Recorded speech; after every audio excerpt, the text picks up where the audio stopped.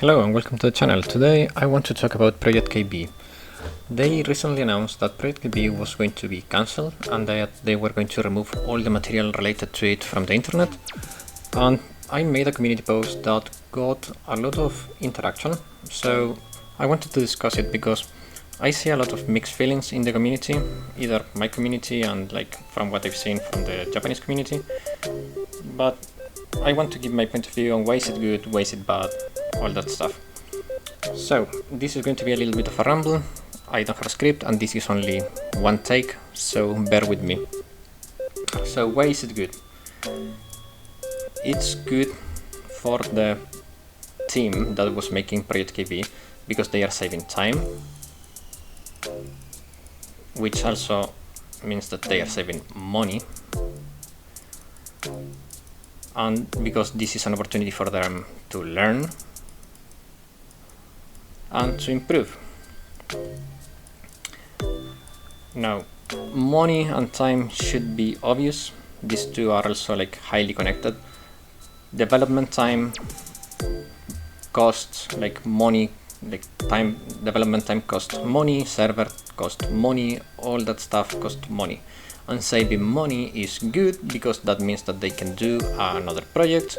They didn't waste all the resources in one go. So it's good that they cancelled before the game was too far into development and they saved that money. They can learn from this experience because from what I've seen in my community and the JP community, and also like how I felt personally, the game was not in a good place. It felt like they were saying, okay, this is Blue Archive 2 and we are going to do it better. Like, it didn't feel good. It felt like a little bit spiteful, like having Isaku-san and MX2J that apparently didn't live on the best terms, the Blue Archive team. So yeah, it didn't feel right for me, it didn't feel right for the community. And you could see it in the comments of the trailer, like people were saying like, oh, I wanted to support you, but this is so bad, like this feels bad. They were putting recipes for cooking, but as a joke of a recipe for plagiarism, like public reception was horrible. So that game would have been dead on arrival, because if you have poor public reception, we have seen it like with this new Star Wars game, Concord, like games with bad public sentiment fail. And if you're competing with a game that right now is one of the strongest gacha games in the market, and it's very unique in its place in the market, because Blue Archive right now, it's a gacha game, but the game plays in a way that doesn't have any real competitors. And if you're going to join that segment of the market with a product that, if you squint a little bit, you see another game, people will not take your game unless you are like so much better, that you have better prices, better gameplay, like everything has to be better, because people will scrutinize you from the beginning to the end, and if anything is not up to spec, if you are not better, people will not take it. They will not take the same, they will not take a little bit worse, people will not take anything that is not better. So cancelling the game was good, because people would have said, oh, the game is bad, and the game would have been dead. So good on them, they save money, they save time, they can learn, they can improve, they can come with a more original concept, they can make a better game, it's better for everyone. So it's good that they cancelled the game. Why is it bad though? This is bad, but not for them. This is bad for us as players, this is bad for us as consumers, and this is bad for Blue Archive as a game. And why is that? Well, because now Blue Archive is once again alone in that segment of the market, so we don't have competition. And you know, competition, oops, my writing skills are not the best. Competition, you know what they say, competition breeds excellence, but also competition brings innovation. And without any competition, Blue Archive doesn't have any incentive to innovate. And you can see that Blue Archive lately has been a little bit stale, like patches have not been that big. And there are other things that we're going to discuss later regarding that, but let's stay on the topic for now. So we don't have any competition. Not having competition means that Blue Archive has no pressure.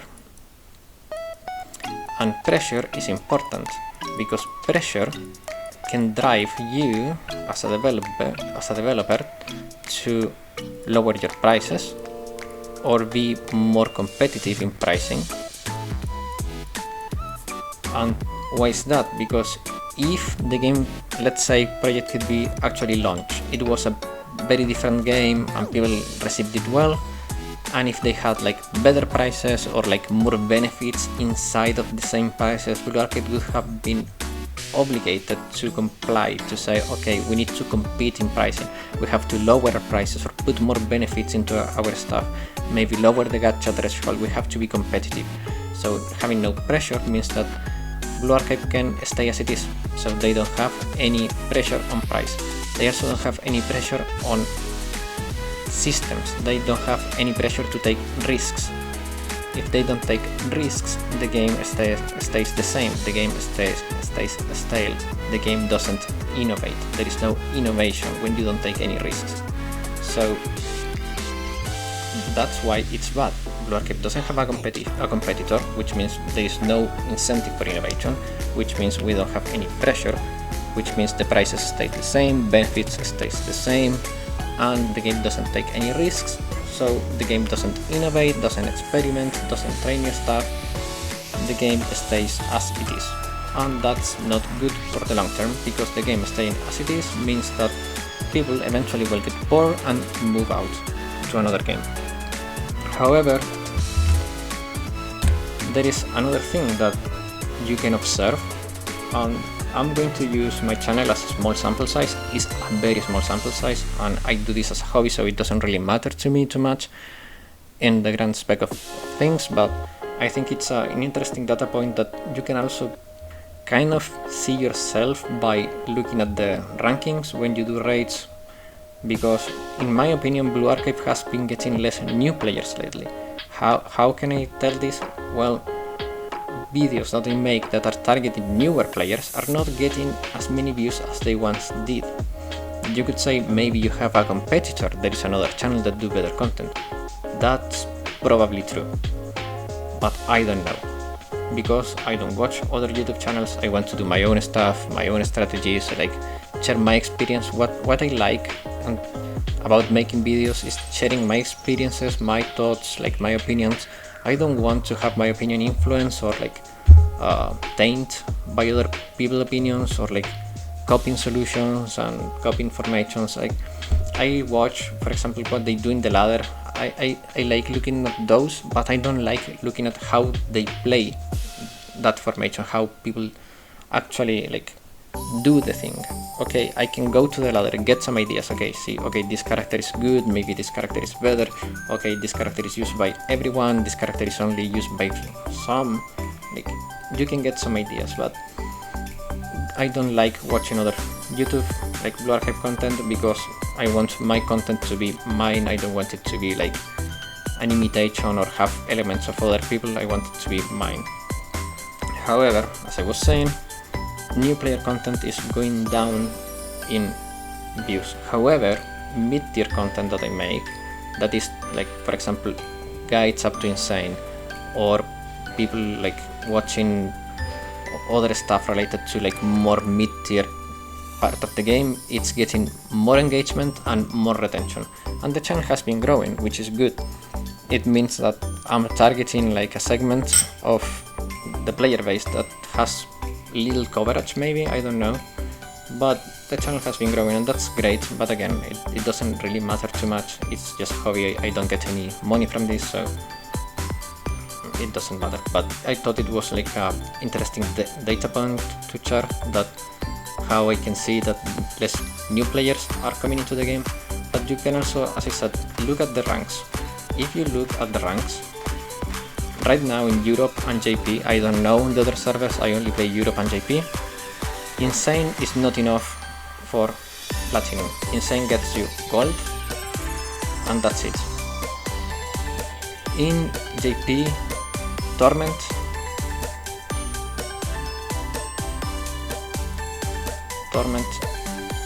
does not equal Plat. Indeed, in JP, Torment can get you like to the top of gold or very low plat, but it's not a guarantee. It's a lot easier to get into plat doing Torment, but it's not a guaranteed. Insane will never get you to platinum in JP. At the end of the period of the raid, you will be gold, even like middle of the pack or even sometimes close to silver, but you will be gold with Insane, and Torment will not guarantee you platinum. So that means that the top end has more players, because there is a lot more people pushing for those. People is also getting better, so they are getting higher scores. But also if you look at the bottom end of the ladder, like I went and checked, the average player level seems to be higher than it was like a while ago, because I haven't looked at that part of the ladder like in a long time. But in my opinion, it looks like the bottom end of the ladder, it's getting like an average player level that is higher. We don't have as many new players, but we have really good player retention, so a lot of people is moving into this difficulty tier. Like a lot of people is moving into Torment, is moving into Insane. And that's why we have good player retention, so people that starts playing Blue Archive doesn't leave Blue Archive, but we don't have as many new players, so the bottom end of the ladder is getting a little bit emptier. So that's one thing. And the other thing, it's that right now the game, in my opinion, feels a little bit stale. I love the game, it's my favorite gacha game, but I think the game has been in a little bit of a slow period. There has been no many meaningful updates. The newer characters have been a little bit meh. Like the game is in a little bit of a slowdown, and that's not inherently bad, but we know there has been a little bit of internal turmoil with these two people leaving and other stuff going on, but apparently everything should be fine now. I hope development will pick up the pace again, but yeah, it's been a little bit of a slow period. But yeah, like in the end, like as I said in my community post, I'm happy the game got cancelled because of what I discussed earlier. It's good for them, like they save money, time and all that stuff, but it's bad because we don't have a competitor, so Blue Archive stays as it is. And yeah, like if you want to discuss this topic or any other topics, or watch me struggle against Torment raids, you can do this Saturday at 5 PM CST. And yeah, I expect to see many of you there. And yeah, this may have come as a surprise because I never talk in my videos, so if you haven't watched the streams before, this is your first time listening to me. I hope you enjoyed this video. It was a little bit of a ramble, I didn't have a script or anything. I just wanted to discuss this like in a natural way, like how I feel about it. So yeah, like do all the stuff that YouTubers say, you know, like, subscribe, become a member, all that good stuff. We have some member icons that are funny, like emojis, stuff like that, but I don't know. You know what YouTubers say, I don't know. I don't watch too much YouTube either anyway, so yeah. Thanks for watching. Share your thoughts, opinions, questions in the comments.